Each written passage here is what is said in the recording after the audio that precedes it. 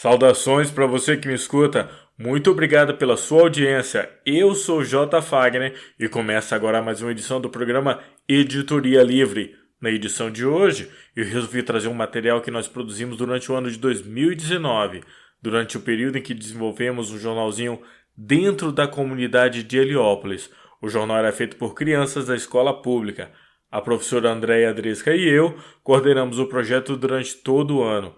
Produzimos também alguns podcasts. O primeiro deles é o que eu vou tocar aqui agora. Presta só atenção. Atenção, pelotão! O que vocês estão ouvindo? O Berro Senhor! Do Elipa. Bom dia, boa tarde, boa noite. Você está ouvindo o primeiro episódio do podcast O Berro do Elipa.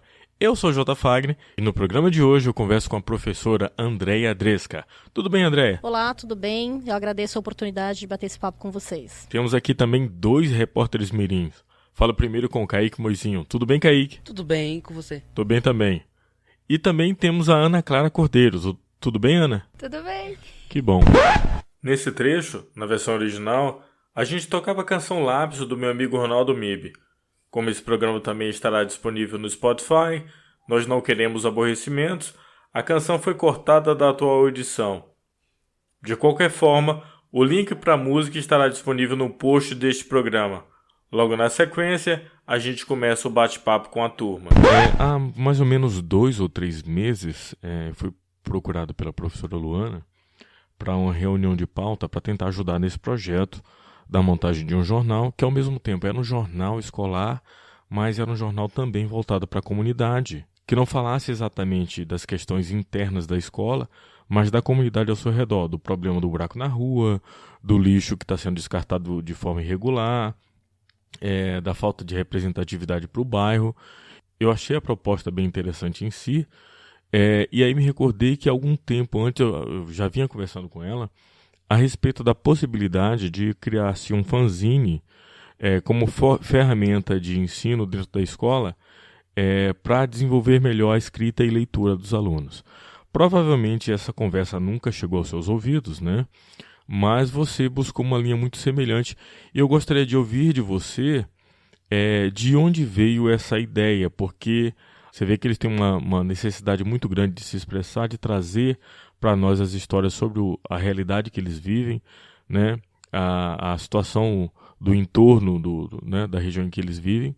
Eu gostaria de saber de onde veio a ideia de montar um jornal escolar, mas que não fosse necessariamente um jornal escolar, que fosse um jornal da comunidade, voltado para questões sociais, regionais, né? Que fosse o grito, uma espécie, como diz o próprio título, uma espécie de berro desses garotos. Isso partiu deles, partiu de você? Como foi essa dinâmica? Eu queria que você esclarecesse isso para a gente, se fosse possível. Então, Fagner, o Berro nasce de um trabalho, na verdade, escolar, né, desenvolvido por uma turma do 9º ano da escola. Foi pedido para que eles fizessem um editorial, né? Era um dos conteúdos do currículo. E aí os meninos curtiram a produção desse trabalho, se interessaram e passaram a olhar para o bairro, para a comunidade, de uma outra forma, né? E eles falaram, olha, professora, a gente podia tentar tornar isso uma atividade cotidiana para a gente. E aí nasceu o Berro. Ele nasceu bem menor do que isso, né? A nossa ideia era algo mais simples, e aí, com a contribuição de vocês, com a garra que esses meninos demonstraram em todo o projeto, ele ganhou vulto, né? E se tornou o que é hoje o Berro, e a nossa expectativa é que ele seja ainda maior. Bacana isso. Agora aqui, aproveitando a presença também das crianças, vamos começar pelo Kaique. Como foi participar de um projeto como esse? Como foi ter que desenvolver uma reportagem, depois vê-la impressa com o seu nome lá exposto? Conta um pouquinho dessa experiência pra gente. Pra mim, foi uma experiência única. Eu pude ver o Heliópolis com outros olhos, que eu não olhava antes. Eu vendo aquele lixo lá todo, eu me senti com vontade de falar alguma coisa pro povo. Eu não consegui ver aquele entulho lá todo lá. Aí eu quis fazer uma reportagem sobre isso, porque isso me incomodava muito. Só para esclarecer aqui para os ouvintes, a primeira reportagem que o Kaique fez para a primeira edição foi sobre o descarte irregular de lixo nas ruas de Heliópolis. Quem quiser pode baixar a primeira edição diretamente no nosso blog. Tá? Ele trouxe para a gente uma proposta de matéria a respeito dessas questões do lixo. E a primeira coisa que eu pedi para ele foi, tem foto? E ele trouxe umas fotos. Eu passei ainda há pouco vindo para cá fazer essa gravação e eu vi que não é um único ponto. Na verdade, são vários pontos de descarte irregular de lixo. E isso deixa, infelizmente, as ruas com aparência suja. Isso realmente se torna um pouco desagradável não só para os moradores, mas principalmente ali para os comerciantes daquela região. Isso atrapalha pra caramba o comércio em si. Mas e aí, Ana Clara, como foi para você essa experiência? Então, tá sendo maravilhoso porque eu nunca participei de um projeto tão importante assim, tão grande, e eu tô aprendendo tantas coisas, estão acontecendo tantas coisas que nem passaram na minha cabeça no começo, e como o Kaique falou, eu tô olhando de uma maneira diferente pra comunidade, tem muitos problemas que a gente precisa mostrar pro mundo, e é isso. Bacana. Professora, vamos lá. A respeito da questão da produção, você conseguiu ajuda da prefeitura, de alguma instituição? Como foi elaborar esse projeto? Porque assim, a gente sabe que existe custos com impressão, existe custo com pessoal, existe custo com a própria instalação do local em que vão se reunir. Como é que você fez para se virar com isso? Sendo professora do ensino público, ter uma iniciativa como essa, né? Eu estou fazendo a pergunta um tanto retórica, porque eu sei que não houve auxílio nenhum, mas eu queria que você explicasse um pouco como foi essa coragem de tentar fazer um projeto sem grana, né? E se você tentou correr atrás de alguém que desse suporte a isso aí. Então, Fagner, na verdade, assim, a nossa ideia era mostrar para o mundo, né, mostrar para as pessoas como esses meninos são capazes de produzir, a quantidade de coisas interessantes que eles têm para mostrar, né? E a gente brinca como a voz dos meninos é bonita, né? A voz, o que eles têm para falar, o olhar que eles têm. E é um projeto que embora a gente ainda está no começo, né? Os custos nós estamos assumindo, a própria equipe assume, né? A gente usava inicialmente a estrutura da escola para fazer as nossas reuniões semanais. Depois a gente conseguiu uma parceria com o pessoal do CEL Heliópolis, que gentilmente cedeu o espaço para que a gente faça as reuniões, né? Isso é bacana porque amplia também a nossa possibilidade, amplia o alcance que a gente tem de incluir outras pessoas da comunidade, estando ou não vinculadas à escola, né? A ideia é que o Berro seja um canal de comunicação de toda a comunidade do Heliópolis e de toda São Paulo, quem sabe aí, num grande sonho, né? Vamos torcer para que isso cresça mais ainda, né?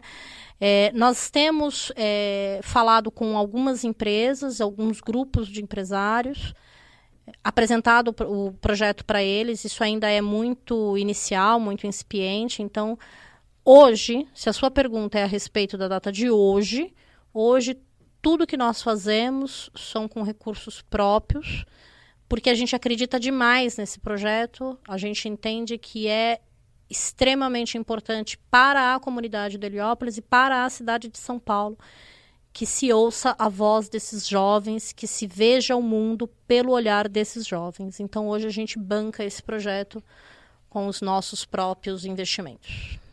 Bacana. Agora, uma pergunta que não quer calar. Por que um jornal? Por que não uma outra ferramenta de trabalho? De onde você tirou essa ideia? Por que você achou que as produções das crianças seriam bem desenvolvidas no formato jornalístico? O olhar do jornalista, Fagner, para o mundo é um olhar crítico, né? É engraçado isso, e quando você convive com um jornalista, você, por exemplo, a gente percebe que nunca é aquele olhar passivo frente à realidade. Então, o jornalista, ele tem um olhar questionador. E é muito bacana que esses meninos consigam desenvolver esse olhar crítico. Esse olhar de, opa, peraí, será que todo mundo sabe que isso está acontecendo? Será que se eu contar isso daqui muda, ou isso daqui cresce ou melhora? Como é que eu posso contribuir para que a sociedade seja uma sociedade mais justa, mais bacana, que as pessoas tenham mais acesso. Então, fazer com que esses meninos desenvolvam esse olhar crítico e, principalmente, que eles se percebam portadores de uma voz que precisa ser divulgada, é muito legal. E isso é só através do jornal. Então, a gente vem procurando outras ferramentas que vão além do jornal, né? Então, o podcast, a internet. A ideia é que a gente utilize várias ferramentas para que o alcance da voz desses jovens seja maior. Então, por isso esse olhar. O olhar do jornalista é um olhar muito crítico, muito construtivo. Existe uma correlação direta com o objeto de pesquisa do seu mestrado? Você desenvolveu uma pesquisa a respeito da produção de conteúdo para blogs, né, em escolas, e eu fiquei curioso. Há uma tentativa de aplicar essa pesquisa em sala de aula, ou não há uma relação direta entre uma coisa e outra? Bacana você ter perguntado isso, Fagner. A minha pesquisa no mestrado, ela fala sobre... São 2 termos, e aí eu acho que cabe aqui explicar. Né? Tem um termo chamado interagido e um termo chamado interagente. Então, só para explicar para o ouvinte, interagido é aquele sujeito que ele utiliza, né, a cultura digital, ele está imerso na cultura digital, ele tem acesso à internet, mas ele só utiliza aquilo, né? O interagente é aquela pessoa que, além de utilizar, ela passa a produzir por meio da internet. Então, ela passa a se fazer ouvir por meio da internet. A minha pesquisa vai nessa linha. A gente construiu um blog na escola e a ideia era mostrar que jovens precisam estar efetivamente incluídos na cultura digital, eles precisam ser produtores, porque isso é parte do processo de emancipação e de inclusão social. Então, sim, o Berro ele dialoga diretamente com a minha dissertação de mestrado, é o que eu acredito e é o que eu tenho visto, né, presenciado com esses meninos, que nesse processo de emancipação, de escrita, deles se tornarem agentes e produtores, eles vão se transformando e vão questionando e transformando, inclusive, o mundo à sua volta. Um bom exemplo disso é o que eles fizeram na estrutura da própria escola. Né? Então, quando eles perceberam a potência da voz deles, eles começaram a promover uma série de mudanças dentro da estrutura da escola. Então, reformas na escola, mudarem o ambiente, isso foi muito bacana de assistir. Bacana isso aí.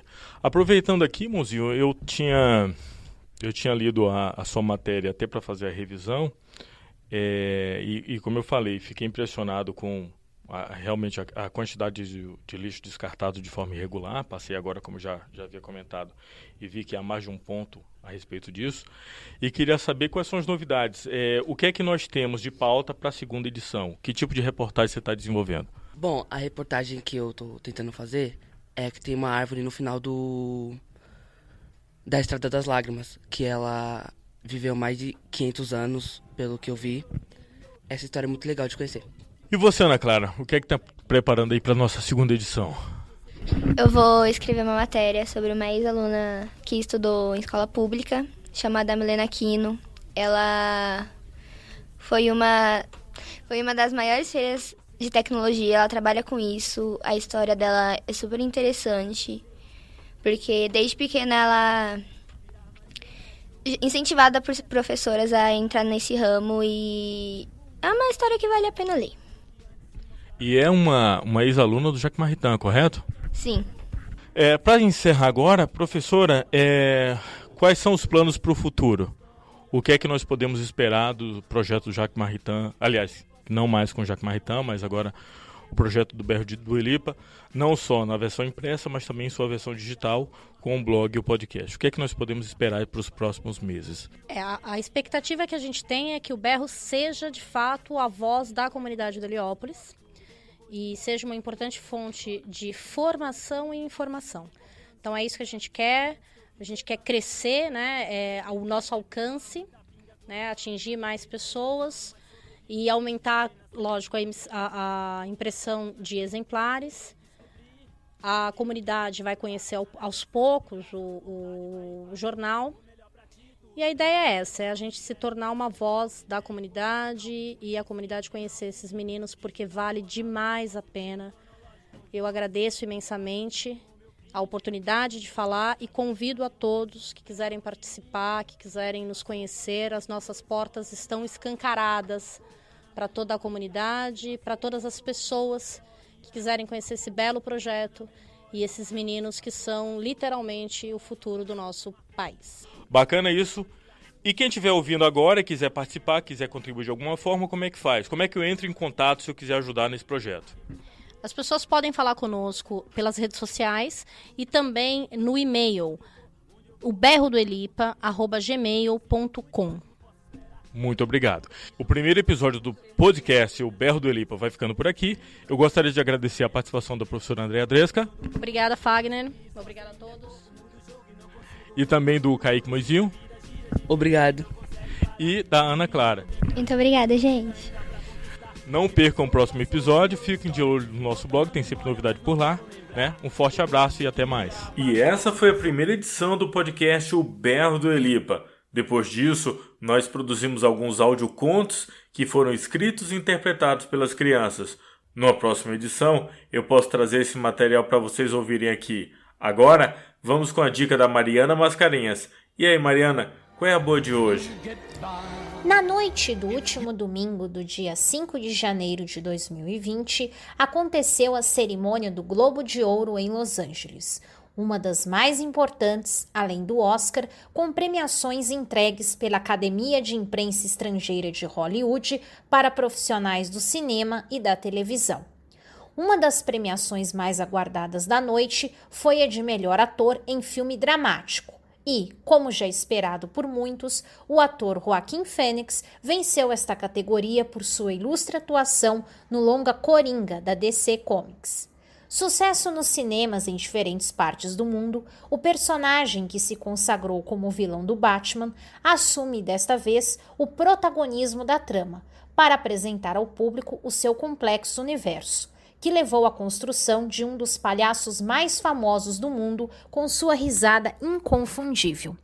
Neste novo longa-metragem dirigido por Todd Phillips, Phoenix interpreta o palhaço Arthur Fleck, que trabalha para uma agência de talentos e faz acompanhamento como agente social por ter problemas mentais. Após ser demitido do seu emprego, ele tenta se lançar na carreira de comediante de stand-up, sem muito sucesso. E, para completar, ele é satirizado na rua e até mesmo na TV por um famoso apresentador norte-americano interpretado por Robert De Niro, ao exibir o vídeo de uma das suas apresentações de stand-up. Para completar, Fleck descobre ter um passado muito mais conturbado do que parecia, envolvendo a sua mãe, com quem ele mora, e não consegue avançar na vida. Sentindo-se sozinho, sem um emprego fixo e com a cabeça cheia de perturbações, fomentadas pela violência psicológica e física que ele sofre, o protagonista torna-se violento no decorrer da trama, culminando na construção física e psicológica do Coringa. Um dos elementos-chave do filme é a típica e singular risada incontrolável do personagem, que faz parte de seu problema mental e que surge principalmente quando ele passa por momentos de tensão. Vale ressaltar a atuação de Phoenix tanto na reprodução desta risada quanto na encarnação da complexidade do personagem como um todo. Ele consegue expressar com maestria a turbulência de sensações e variações de humor, prestes a explodir a todo momento em Fleck, com destaque para o trabalho cênico realizado em sua risada, que, embora externamente se configure como uma gargalhada, vem acompanhada de uma expressão triste e um som de choro doído ao final do riso. Ou seja, o ator consegue expressar tristeza e dor enquanto gargalha, numa espécie de referência ao palhaço que faz os outros rirem, mas não ri por ser triste. Uma interpretação profunda e exigente que não é para qualquer ator. Assim é o Coringa, que apresenta seu universo interno doloroso e sombrio que contrasta com sua imagem de palhaço e oferece ao público uma análise psicológica do personagem e do contexto social em que ele está inserido. Uma variação de cores e a própria trilha sonora, a produção também levou o Globo de Ouro pela melhor trilha sonora original, auxiliam na elucidação desses devaneios mentais do protagonista, que, na verdade, estão fundamentados em situações concretas que o assolaram. O filme é um grito sobre o descaso do Estado com tantas pessoas que sofrem com transtornos psíquicos, com uma sociedade violenta que possui fácil acesso às armas, com a falta de instrução e de humanização dos indivíduos, entre diversas outras questões. Uma produção que gerou polêmicas e dividiu opiniões entre aqueles que criticaram a exaltação de um vilão e seus atos violentos e aqueles que o olharam com compaixão devido à sua trajetória sofrida. Mas analisar o filme envolve ir muito além de uma divisão tão simplista e superficial, pois a complexidade da produção não defende nem condena o protagonista, mas se configura como um alerta sobre os problemas sociais existentes no mundo contemporâneo. Portanto, não se trata de defender ou de repudiar o Coringa, mas de ultrapassar uma visão maniqueísta para adentrar no complexo de personalidades chamado ser humano. Mariana Mascarenhas para o Editoria Livre. Caramba! Depois de uma análise dessa, só me resta terminar o programa. Não se esqueça que tem episódio novo toda quarta-feira, ao meio-dia. Até semana que vem!